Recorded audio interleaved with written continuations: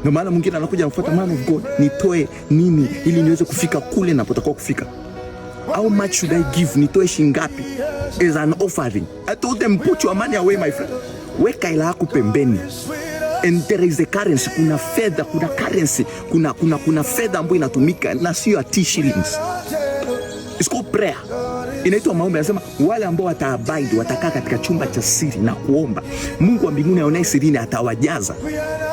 Waliingia na fedha? No, it is prayer. Maombi pekee ndio kitu ambacho kinaweza kikatumika mbadala wa fedha ya shilling, mbadala wa fedha ya dola, kununua vitu vilivyopo katika ulimwengu wa roho. Nilikutana na comedian mmoja, akaambia, man of God, mimi sio muombaji. Nikamwambia kuna mkataba unatakiwa kusaini, but huo mkataba uko kwenye high frequency of prayer. Huo mkataba uko kwenye high frequency, sio high frequency ya kazi zako unazozifanya, iko kwenye high frequency ya prayer. Wiki moja akajiwasha moto, akaenda kuomba.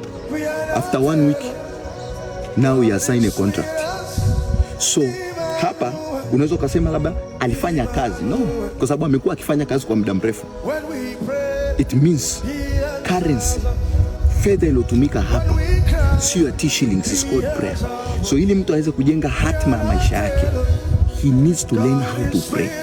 Na ndio maana ni hatari sana kuwa kwenye ministry, kuwa kwenye kanisa ambalo maombi kwao sio kipaumbele.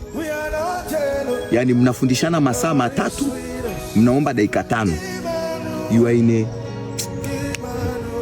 in a wrong journey. You are in a suicide mission.